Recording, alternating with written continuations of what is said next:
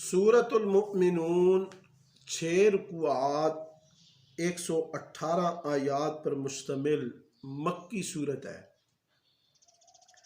ترتیب مصحف کے اعتبار سے سورۃ المؤمنون کا نمبر 23واں ہے۔ اس سورت کے ابتداء میں اللہ رب العزت نے مومنین کی اعلیٰ صفات کا تذکرہ کیا ہے۔ اسی مناسبت سے اس سورت کو سورۃ المؤمنون کے نام سے موسوم کیا گیا ہے۔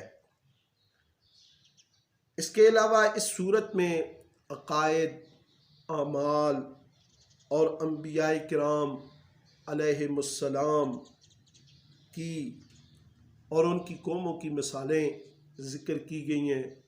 قیامت کا ذکر ہے، مرنے کے بعد اٹھنے کا ذکر ہے، اور قیامت کے دن جو لوگوں کی دنیا کی زندگی کے متعلق نظریات ہیں ان کا ذکر ہے۔ سب سے پہلے رکوع میں اللہ رب العزت نے ابتدائی 11 آیات میں مومنین کی صفات کو ذکر کیا ہے۔ اللہ رب العزت نے فرمایا قد افلح المؤمنون الذین هم فی صلاتهم خاشعون۔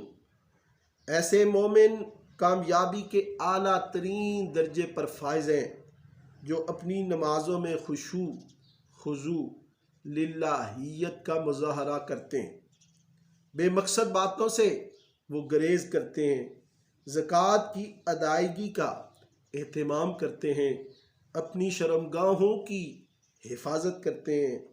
ایسے لوگ نہ قابل ملامت ہیں اور نہ ہی حد سے تجاوز کرتے ہیں، جو اپنے عہد و پیمان کے محافظ ہیں اور امانتوں کے امین ہیں، 5 وقتہ نمازوں کے پابند ہیں۔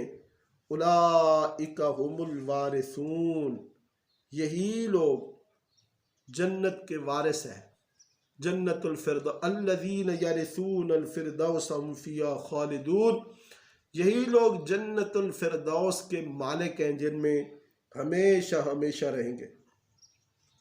پھر اللہ رب العزت نے تخلیق انسانی کے مختلف مراحل کو ذکر کیا۔ اگر آج بھی اللہ رب العزت کے اس معجزانہ انداز پر غور کرے اور تعصب اور ہٹ درمی سے ہٹ کر اس قرآن کی ان آیے کریمہ کا مطالعہ کرے تو بے اختیار وہ اللہ کی توحید، اللہ کی قدرت، اللہ کی حقانیت کا اور قرآن کی حقانیت کا اعتراف کرے گا۔ اللہ رب العزت نے فرمایا کہ انسان کو سب سے پہلے مٹی سے پیدا کیا، یہ اس کی اصل ہے۔ پھر اس کی تخلیق کا مرحلہ نطفہ، پھر یعنی مٹی کی بوند نطفہ، پھر علقہ یعنی خون کا لوتھڑا، پھر مضغہ گوشت کی بوٹی، فخلقنا المضغۃ عظاما فکسونا العظام لحما، پھر ہڈیاں اور ہڈیوں کے اوپر گوشت بننے کا مرحلہ، پھر اس کے بعد شکم مادر سے باہر آنے کا کراماتی مرحلہ جو ظہور پذیر ہوتا ہے۔ یہ سب اللہ رب العزت کی ہی قدرت اور تخلیق ہے۔ جب انسان اس سارے عمل پر نظر دوڑاتا ہے تو اس کی زبان پر بے ساختہ یہ کلمہ جاری ہو جاتا ہے فتبارک اللہ احسن الخالقین، اللہ کی ذات بڑی برکت والی ہے جو سب سے بہترین پیدا کرنے والا ہے۔ دوسرے رکوع میں اللہ رب العزت نے حضرت نوح علیہ السلام اور ان کی قوم کا ذکر کیا۔ حضرت نوح علیہ السلام نے لمبا عرصہ اپنی قوم میں دعوت اور تبلیغ کی، لیکن قوم میں سے اکثر لوگ نافرمان تھے۔ اللہ تعالیٰ نے ان کو غرق کیا، تباہ و برباد کیا۔ تیسرے رکوع میں اللہ رب العزت نے مختلف نافرمان قوموں پر عذاب کا ذکر کیا ہے، اور پھر فرمایا وَجَعَلْنَا ابْنَ مَرْيَمَ وَأُمَّهُ آيَةً وَآوَيْنَاهُمَا إِلَى رَبْوَةٍ ذَاتِ قَرَارٍ وَمَعِينٍ کہ ہم نے عیسیٰ اور ان کی والدہ مریم کو اپنی قدرت کی نشانی کے طور پر بھیجا اور انہیں بہترین ٹھکانہ عطا کیا۔ سورۃ المؤمنون کے چوتھے رکوع میں اللہ رب العزت نے کسب حلال اختیار کرنے کا حکم دیا۔ یا ایھا الرسل کلوا من الطیبات واعملوا صالحا۔ جو حکم اللہ نے رسولوں کو دیا وہی مومنین باقی لوگوں کو بھی دیا۔ اے رسولو پاکیزہ چیزیں کھاؤ اور نیک عمل کرو۔ یا ایھا الذین آمنوا کلوا من طیبات ما رزقناکم۔ اے ایمان والو پاکیزہ چیزیں کھاؤ۔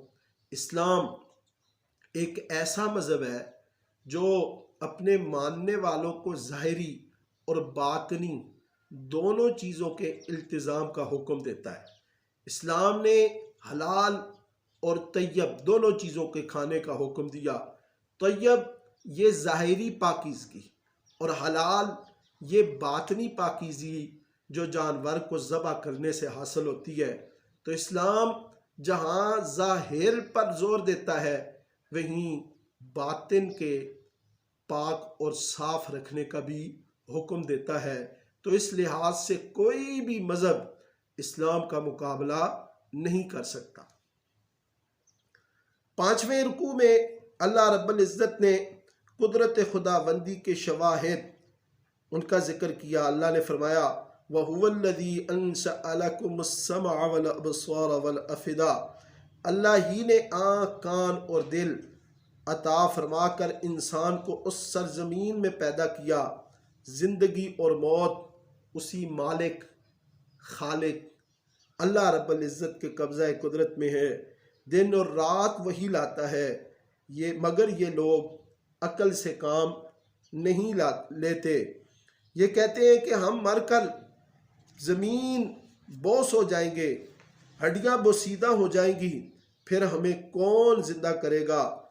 تو اللہ فرماتا ہے کہ ہم ان کے زندہ کرنے پر قادر ہے۔ اللہ فرماتا ہے کہ ان سے پوچھیے آسمان اور زمین پر بسنے والے لوگوں کا مالک کون ہے؟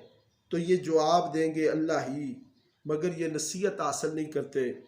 پھر ان سے پوچھئے قُلْ مَن رَّبُّ السَّمَاوَاتِ السَّبْعِ وَرَبُّ الْعَرْشِ الْعَظِيمِ سَيَقُولُونَ لِلَّهِ کہ ساتوں آسمان اور عرش زمین کس کا ہے؟ تو یہ کہیں گے اللہ ہی کا ہے۔ پھر بھی یہ تقوی اختیار نہیں کرتے اور یہ کہتے ہیں کہ اللہ کی اولاد ہے۔ اللہ کی کوئی اولاد نہیں، نہ ہی اس کے ساتھ کوئی دوسرا معبود شریک ہے۔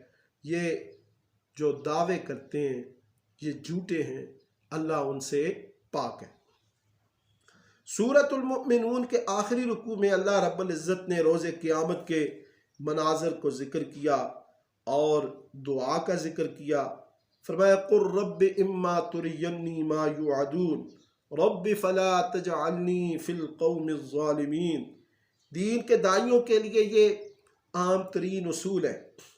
فرمایا تواضع اور انکساری کے ساتھ اللہ سے مانگو اور کہو اے اللہ ہمیں ظالموں کے ساتھ مت رکھ، ہم ظالموں کے ساتھ کبھی نہ دیں اور نہ ہی ان کے ظلم کا شکار ہو، اور کافروں کے ساتھ جب بھی گفتگو کریں تو خوش گفتاری سے گفتگو کریں، حسن اخلاق کا مظاہرہ کریں، اور جب بھی شیطانی وسواس آئیں تو اللہ کی پناہ مانگیں۔ وَقُلْ رَبِّ أَعُوذُ بِكَ مِنْ ہَمَزَاتِ الشَّيَاطِينِ وَأَعُوذُ بِكَ رَبِّ أَنْ يَحْضُرُونِ۔ قیامت کے دن جن کے نامہ اعمال کا وزن بھاری ہوگا وہ کامیاب ہوں گے، جن کا اعمال نامہ ہلکا ہوگا وہ ناکام ہوں گے، ذلت اور رسوائی کا سامنا کرنا پڑے گا۔ اور قیامت کے دن ان مجرموں کو ایسا محسوس ہوگا کہ دنیا کی زندگی ایک یا آدھ دن سے زیادہ نہیں تھی۔ اللہ نے انسان کو بے مقصد پیدا نہیں کیا۔ أَفَحَسِبْتُمْ أَنَّمَا خَلَقْنَاكُمْ عَبَثًا وَأَنَّكُمْ إِلَيْنَا لَا تُرْجَعُونَ۔